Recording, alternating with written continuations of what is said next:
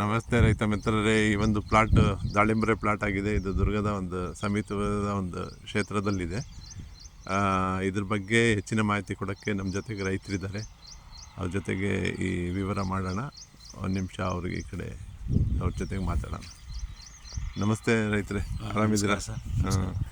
ಅದೇ ಈ ದಾಳಿಂಬರೆ ಪ್ಲಾಟ್ ಮಾಡಿದ್ದೀರಾ, ಸಾಕಷ್ಟು ಸರಿ ನೀವು ಬೇರೆ ಬೇರೆ ಬೆಳೆ ಎಲ್ಲ ಟ್ರೈ ಮಾಡಿದ್ದೀರಾ. ಮೊದಲೇನು ಮಾಡಿದ್ರಿ, ಇವಾಗೇನು ಮಾಡ್ತಿದ್ದೀರಿ ಅಂತ ಸ್ವಲ್ಪ ವಿವರ ಆಗಿ ದಾಳಿಂಬರೆ. ಸರ್, ಮೊದಲು ಬರೀ ಈರುಳ್ಳಿ ಹಾಕ್ಬಿಡೋದು, ಮತ್ತು ಕಳೆನಾಶಕಗಳು ಹೊಡೆದು ಬಿಡೋದು, ಇಷ್ಟೇ ಕೆಲಸ. ಬೇರೆ ಏನೊಂದು ಇದಿಲ್ಲ.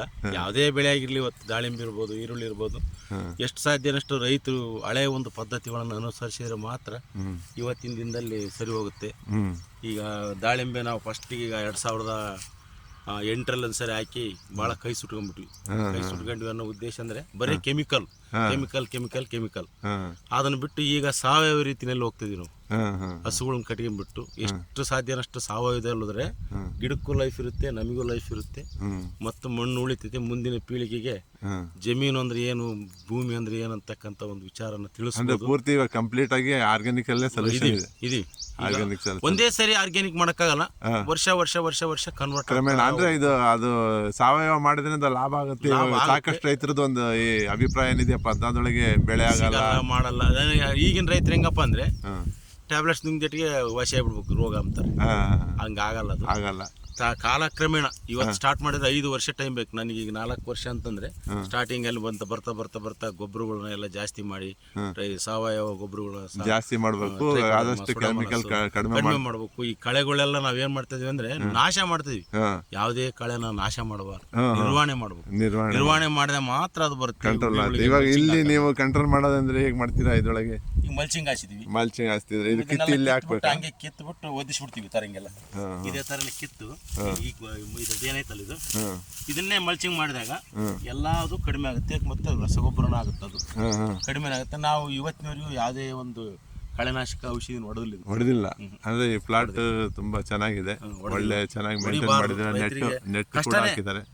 ಸಾವಯವದಲ್ಲಿ ಮಾಡೋದು ಬಹಳ ಕಷ್ಟ ಐತೆ. ಪ್ರಯತ್ನ ಮಾಡಿದ್ರೆ ಆಗ್ತದೆ. ಒಂದೇ ದಿನಕ್ಕೆ ರಿಸಲ್ಟ್ ಸಿಗಲ್ಲ. ಈಗ ನಾವು ಮಗ ಹುಟ್ಟಿದನಪ್ಪ ಅಂದ್ರೆ 18 ವರ್ಷ ಬೆಳಕಿ ಸಾಕಿ ಓದಿಸಿದಾಗ ಅವ್ನು ಸಂಬಳ ತಾಂತಾನೆ. ಹುಟ್ಟಿದ ತಕ್ಷಣ ಸಂಬಳ ತನಕಾಲ ಹಂಗಿದು ಅಷ್ಟೇನೆ. ಆದಷ್ಟು ರೈತರು ಹಳೆಯ ಪದ್ಧತಿಗಳನ್ನು ಅನುಸರಿಸಿದ್ರೆ ಮಾತ್ರ ಬೆಳೆ ಪರಿವರ್ತನೆ. ಒಂದೇ ಬೆಳೆ ಬೆಳೆಯೋದು. ಮೆಕ್ಕೆಜೋಳ 10 ವರ್ಷ ಅದೇ ಆಗಬಾರ್ದು.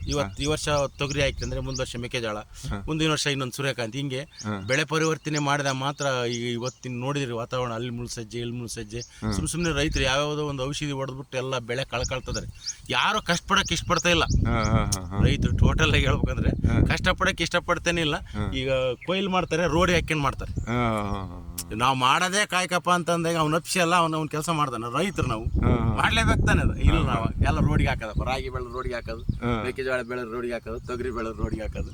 ಹಂಗಾಗಿ ಹೇಗಿದೆ ಸರ್ ಇವಾಗ ಪ್ಲಾಟ್ ಇದು ಬೆಳೆ ಹೇಗಿದೆ ಅಂತ ಅಂತೀರಾ? ಚೆನ್ನಾಗೈತೆ ಅಂತ ಅನ್ಸ್ಕೊಂಡಿದ್ವಿ ಸರ್. ಎಲ್ಲ ಈ ವಾತಾವರಣ ಮತ್ತು ಕ್ಲೈಮೇಟ್, ಈ ವಾತಾವರಣಕ್ಕೆ ಸಾಕಷ್ಟು ರೋಗ ರುಜಿನಗಳು ಇರ್ತವೆ, ಬೇಕಾದಷ್ಟು ಐತೆ ಸರ್, ಬೇಕಾದಷ್ಟು ಐತೆ. ಅಂದ್ರೆ ಇವಾಗ ನಿಮ್ ಕಂಪೇರಿಟಿವ್ಲಿ ಬೇರೆ ಕ್ರಾಪ್ಸ್ ಮಾಡಿದಾರಲ್ಲ ಕೆಮಿಕಲ್ ಬೇಸಲ್ಲಿ, ಮತ್ತೆ ಬೇರೆ ಗೈಡೆನ್ಸ್ ಅಲ್ಲಿ ಮಾಡ್ತದಾರಲ್ಲ, ಇವಾಗ ನಿಮ್ಮ ಒಂದು ಅಭಿಪ್ರಾಯ ಏನಾಗಿರ್ತದೆ?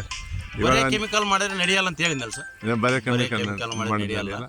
ಸಾವಯವ ಮಾಡ್ಕೊಂತ ಹೋದಾಗ ಗಿಡ ಸ್ಟ್ರೆಂತ್ ಆಗುತ್ತೆ, ರೆಸಿಸ್ಟೆನ್ಸ್ ಪವರ್ ಬರುತ್ತೆ. ಅವಾಗ ಅದು ನೀನು ಬರೀ ಕೆಮಿಕಲ್ ಇಲ್ದಲೇ ಬೆಳಿಬಹುದು. ಅವತ್ತಿನ ಕೆಲವರು ಬೆಳೆತಾರೆ ಅಂತ ಹೇಳ್ತಾರೆ, ಬರೀ ಸಾವಯವದಲ್ಲಿ ಬಹಳಷ್ಟು ಜನ ಬೆಳೆತಾರೆ ಅಂತ ಬೆಳಿಬಹುದು. ಒಂದು 5-6 ವರ್ಷ ಟೈಮ್ ತಗೊಂಡು ಬೆಳೆದಾಗ ನಾವು ಬೇರೆ ದೇಶಕ್ಕೂ ಕಳಿಸ್ಬೋದು. ಅವಾಗ ಬರೀ ಇಲ್ಲಿ ಕೆಮಿಕಲ್ ಮಾಡ್ಬೋದು. ಗಿಡ 4-5 ವರ್ಷಕ್ಕೆ ಕಳ್ಕೊಂಡ ಬದಲು 20 ವರ್ಷ ಕಟ್ಲಿಕ್ಕೆ ಗಿಡ ಇಟ್ಕೋಬಹುದು. ಸಗಣಿ, ಗಂಜು, ಟ್ರೈಕೋಡರ್ಮಾ, ಸುಡಾಮನಸ್ಸು, ಈ ಜೀವಾಣುಗಳನ್ನೆಲ್ಲ ನೆಲಗಳೆಲ್ಲ ಸೇರಿಸಿ ಅಂತ ಹೋದಾಗ ಆಟೋಮೆಟಿಕ್ ಸರಿ ಹೋಗುತ್ತದೆ, ಚೆನ್ನಾಗಿ ಆಗುತ್ತೆ ಅವು ಮುಂದಿನ ದಿನಗಳಲ್ಲಿ. ನಾವು ಇದನ್ನ ಮಣ್ಣು ಉಳಿಸ್ಬೇಕಪ್ಪ ಅಂದ್ರೆ ಆತರ ಮಾಡ್ಲೇಬೇಕು. ಯಾವುದೇ ಇದನ್ನಾಗ್ಲಿ ನಾವು ನಾಶ ಮಾಡಕ್ ಹೊಂಟಿದೀವಿ, ನಾಶ ಆಗಬಾರ್ದು. ನಿರ್ವಹಣೆ ಮಾಡಿದ್ರೆ ಮಾತ್ರ ರೈತ ಉಳಿತಾನೆ, ಬೆಳಿತಾನೆ.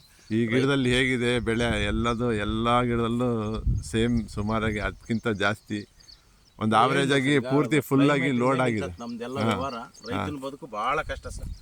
ಜೀವನ ಎಲ್ಲಾರು ನಿಂತಿರೋದು ರೈತರ ಮೇಲೆನೆ. ರೈತರ ಜೀವನ ಬಹಳ ಕಷ್ಟ ಐತಿ. ಅಷ್ಟು ಸುಲಭ ಸಾಧ್ಯ ಇಲ್ಲ ಹೇಳ್ಬೋದು. ರೈತ ಬೆಳೆದ್ರೆ ಧೀರ, ಬೆಳಿಲಿಲ್ಲ ಅಂದ್ರೆ ಸಾಲಗಾರ. ಆದ್ರೆ ರೈತರಿಗೆ ಯಾರಿಗೂ ಅಂತ ಸರ್ಕಾರ ಇನ್ನೂ ಇದ್ರ ಬಗ್ಗೆ ಬೆಳೆಗಳ ಬಗ್ಗೆ ಒಳ್ಳೆ ಒಂದು ಸೆಂಟ್ರಲ್ ಗೌರ್ಮೆಂಟ್ ಮಾಡತ್ತೆ ಅಂತ ಹೇಳ್ತಾರೆ. ಇನ್ನು ಯಾವುದೇ ರೀತಿಯ ಅನುದಾನಗಳು ನಮಗೇನು ಅಷ್ಟೊಂದಾಗಿ ಸಿಕ್ಕಿಲ್ಲ. ಮುಂದಿನ ದಿನಗಳಲ್ಲಿ ಚಿತ್ರದುರ್ಗ ಕ್ಲಸ್ಟರ್ ಮಾಡಿದೀವಿ ಅಂತ ಹೇಳಿದ್ದಾರೆ. ನೋಡೋಣ ಮುಂದಿನ ದಿನಗಳಲ್ಲಿ ಇನ್ನೂ ಒಂದು ಒಳ್ಳೇದಾಗ್ಬೋದು ಅಂತ ನಮ್ಮ ಅಭಿಪ್ರಾಯ ಐತೆ. ಧನ್ಯವಾದ ರೈತಗಳೇ, ಒಳ್ಳೆ ಮಾಹಿತಿ ಕೊಟ್ರಿ. ಬೇರೆ ಸಾಕಷ್ಟು ರೈತರಿಗೆ ಇದು ಅನುಕೂಲ ಆಗಲಿ ಅಂತ ಹೇಳ್ತಾ ನನ್ನ ಮಾತು ಮುಗಿಸ್ತೀನಿ. ಧನ್ಯವಾದಗಳು.